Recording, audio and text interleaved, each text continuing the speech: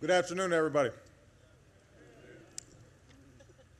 Chuck, thank you for your words and your friendship and your life of service. Veterans of the Vietnam War, families, friends, distinguished guests. I know it is hot, but you are here to honor your loved ones, and Michelle and I could not be more honored to be here with you. You know, it speaks to the complexity of America's time in Vietnam that even now, historians cannot agree on precisely when the war began. American advisors had served there and died there as early as the mid-50s. Major combat operations would not begin until the mid-60s. But if any year in between illustrated the changing nature of our involvement, it was 1962. It was January in Saigon. Our Army pilots strapped on their helmets and boarded their helicopters. They lifted off, raced over treetops carrying South Vietnamese troops. It was a single raid against an enemy stronghold, just a few miles into the jungle.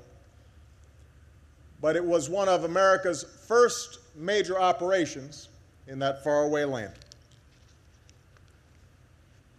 50 years later, we come to this wall, to this sacred place, to remember.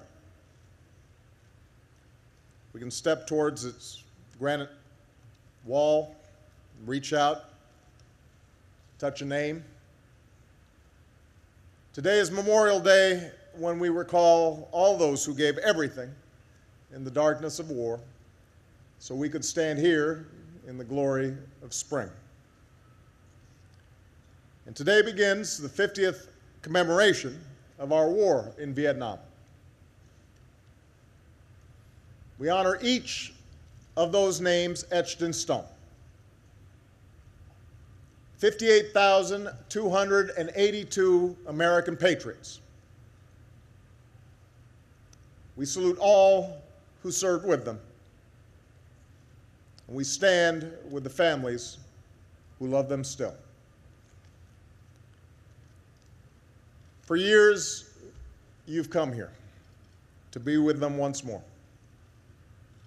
And in the simple things you've left behind, your offerings, your mementos, your gifts, we get a glimpse of the lives they led. The blanket that covered him as a baby, the baseball bat he swung as a boy, a wedding ring, a photo of the grandchild he never met, the boots he wore, still caked in mud, the medals she earned, still shining. And of course, some of the things left here have special meaning known only to the veterans. A can of beer, a packet of M&Ms, a container of Spam, an old field ration, still good, still awful. It's here we feel the depth of your sacrifice. And here we see a piece of our larger American story. Our founders, in their genius, gave us a task. They set out to make a more perfect union.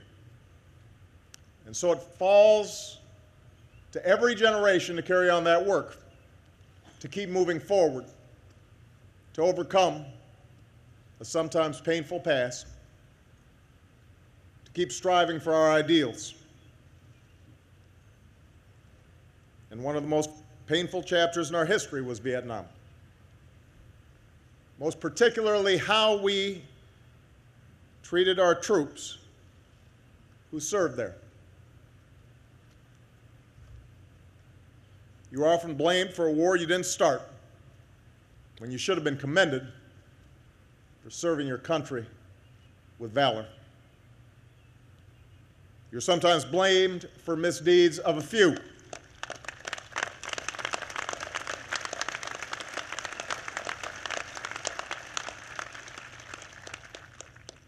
When the honorable service of the many should have been praised,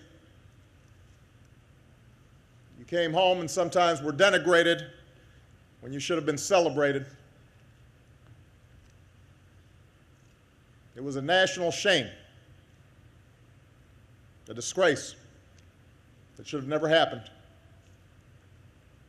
That's why here today we resolve that it will not happen again.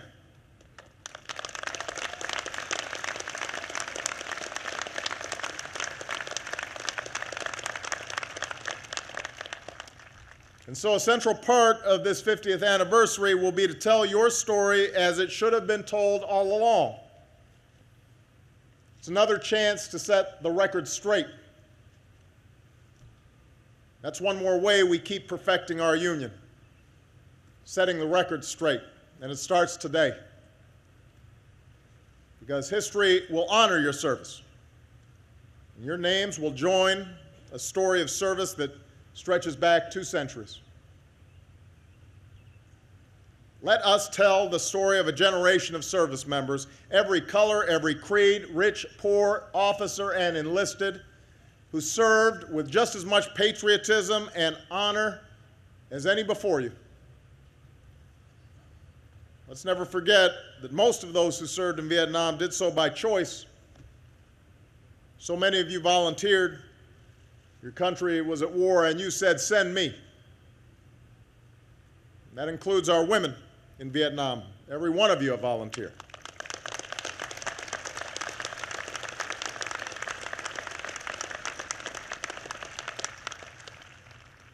Those who were drafted, they too went and carried their burden. You served. You did your duty. You persevered through some of the most brutal conditions ever faced by Americans in war. The suffocating heat, the drenching monsoon rains, an enemy that could come out of nowhere and vanish just as quickly. Some of the most intense urban combat in history, and battles for a single hill that could rage for weeks. Let it be said, in those hellholes like Briar Patch and the Zoo and the Hanoi Hilton, our Vietnam POWs didn't simply endure. You wrote some of the most extraordinary stories of bravery and integrity in the annals of military history.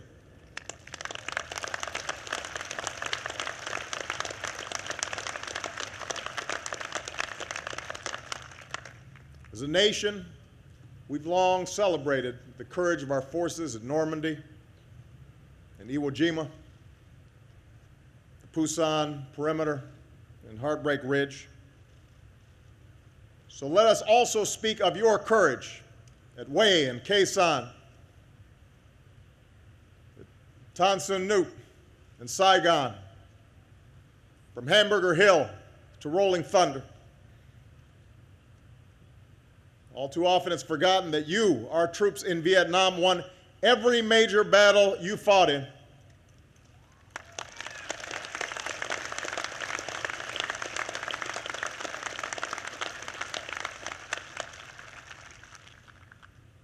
When you came home, I know many of you put your medals away, tucked them in a drawer or a box in the closet.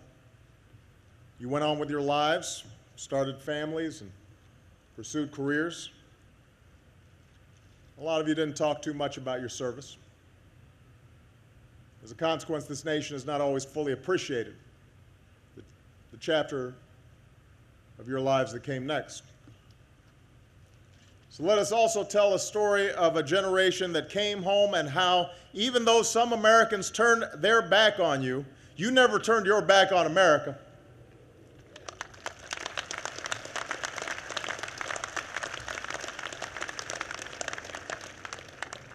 Like generations before you, you took off the uniform, but you never stopped serving. You became teachers and police officers and nurses, the folks we count on every single day. You became entrepreneurs, running companies and pioneering industries that changed the world. You became leaders and public servants from town halls to Capitol Hill, lifting up our communities, our states, our nation. You reminded us what it was like to serve, what it meant to serve. And those of you who stayed in uniform, you rose through the ranks, became leaders in every service, learned from your experience in Vietnam, and rebuilt our military into the finest force that the world has ever known.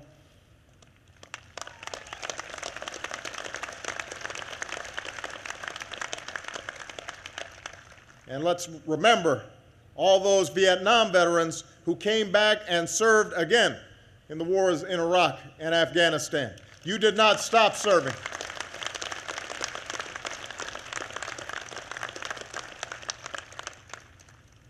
Even as you succeeded in all these endeavors, you did something more.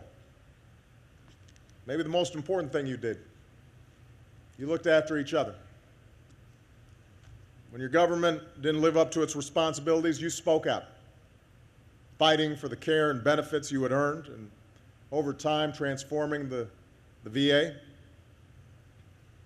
And of course, one of these Vietnam veterans is now our outstanding Secretary of Veterans Affairs, Rick Shinseki.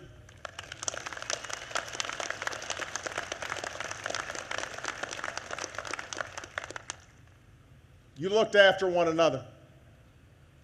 You cared for one another. People weren't always talking about PTSD at the time. You understood it, and you were there for each other. And just as importantly, you didn't just take care of your own. You cared for those that followed. You made it your mission to make sure today's troops get the respect and support that all too often you did not receive.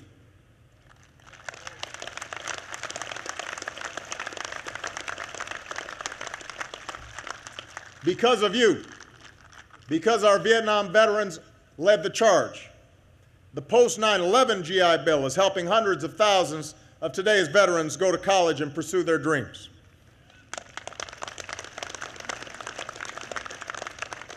Because of you, because you didn't let us forget. At our airports, our returning troops get off the airplane, and you are there to shake their hands.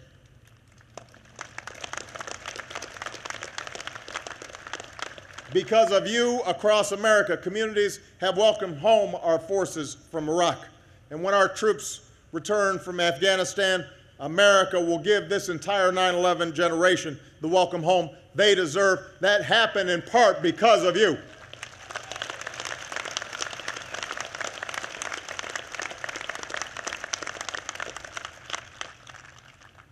This is the story of our Vietnam service members. The story that needs to be told. This is what this 50th anniversary is all about. It's another opportunity to say to our Vietnam veterans what we should have been saying from the beginning. You did your job. You served with honor. You made us proud. You came home and you helped build the America that we love and that we cherish. So here today, it must be said, you have earned your place among the greatest generations. At this time, I would ask all our Vietnam veterans, those of you who can stand, to please stand. All those already standing, raise your hands as we say those simple words which always greet our troops when they come home from here on out. Welcome home. Welcome home. Welcome home. Thank you. We appreciate you. Welcome home.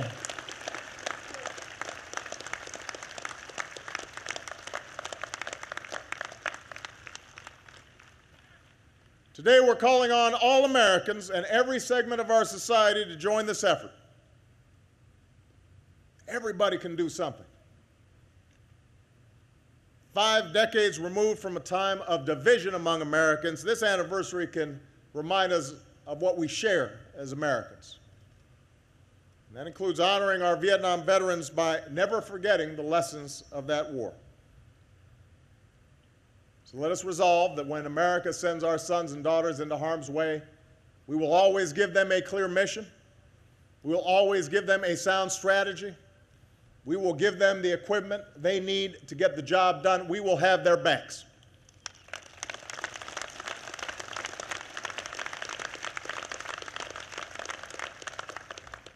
We will resolve that leaders will be candid about the risks and about progress and have a plan to bring our troops home with honor. Let us resolve to never forget the costs of war, including the terrible loss of innocent civilians, and not just in Vietnam, but in all wars. For we know that while your sacrifice and service is the very definition of glory, war itself is not glorious. We hate war. When we fight, we do so to protect ourselves because it's necessary. Let's resolve that in our democracy, we can debate and disagree, even in a time of war, but let us never use patriotism as a political sword. Patriots can support a war, patriots can oppose a war, and whatever our view, let us always stand united in support of our troops who we've placed in harm's way. That is our solemn obligation.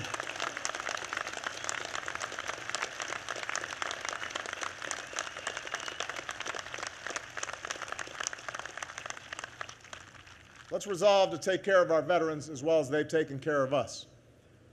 Not just talk, but actions. Not just in the first 5 years after a war, but first 5 decades. For our Vietnam veterans, this means the disability benefits for diseases connected to Agent Orange. It means job opportunities and mental health care to help you stand tall again. It means ending the tragedy of veterans' hopelessness so that every veteran who has fought for America has a home in America. You shouldn't have to fight for a roof over your heads when you fought on behalf of the country that you love.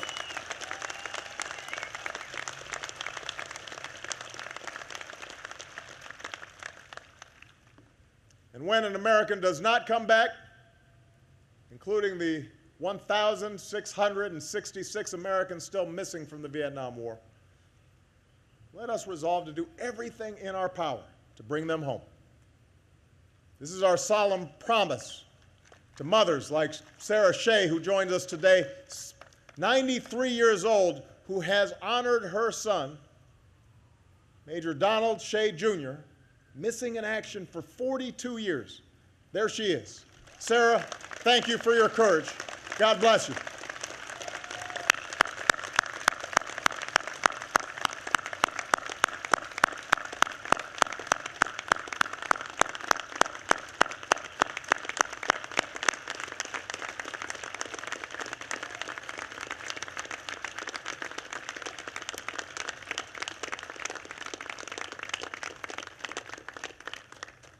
This is the promise we're fulfilling today to the Maroney family of Fayetteville, Arkansas. 43 years after he went missing, we can announce that Army Captain Virgil Maroney III is coming home, and he will finally rest in peace.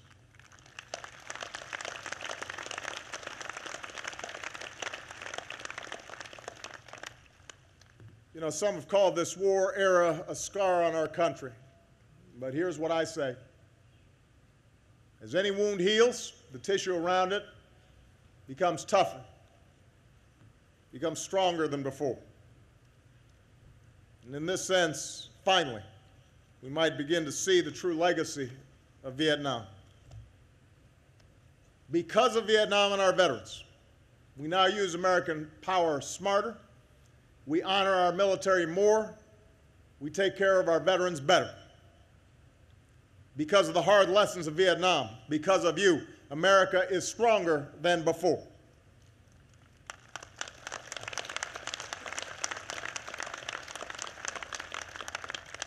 And finally, on this anniversary and all the years to come, let us remember what binds us as one people. This is important for all of us, whether you fought in the Vietnam War or fought against it, whether you were too young to be shaped by it. It is important that our children understand the sacrifices that were made by our troops in Vietnam, that for them this is more than just a name in the history books. It's important that we know the lesson of a gift once left at this memorial. It was towards the end of the day, and most of the tourists and visitors had departed.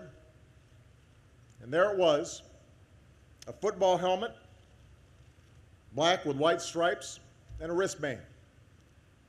And with them was a handwritten note. And it was from a young man still in high school. And mind you, this was more than 2 decades after Vietnam. That high school student was born years after the war had already ended. But in that short handwritten note, he captured the reverence, the bonds between generations that bring us here today. The letter began, "Dear Vietnam veterans, here are 2 things from me to you that I think you should have." He explained that it was his helmet from midget football and his wristband from his senior year. And so today I want to close with the words he wrote.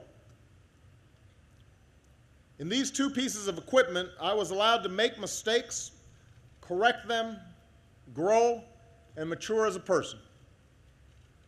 However, that was on my battlefield. You didn't get the chance to do that on your battlefield. Some of you were forced to grow up too fast. All of you died too soon. We do have many things in common, though. We both have pride, heart, and determination. I'm just sorry you guys had to learn those qualities too fast. And that is why I'm giving you what I grew up with. You are true heroes, and you will never be forgotten." It's from a high school kid, born decades after the end of the war. And that captures the spirit that this entire country should embrace. Veterans, families of the Vietnam War, I know the wounds of war are slow to heal. And you know that better than most. But today we take another step. The task of telling your story continues. The work of perfecting our union goes on. And decades from now, I hope another young American will visit this place and reach out and touch a name. And she'll learn the story of service members, people she never met, who fought a war she never knew. And in that moment of understanding and of gratitude and of grace, your legacy will endure. For you are all true heroes, and you will all be remembered. May God bless you. May God bless your families.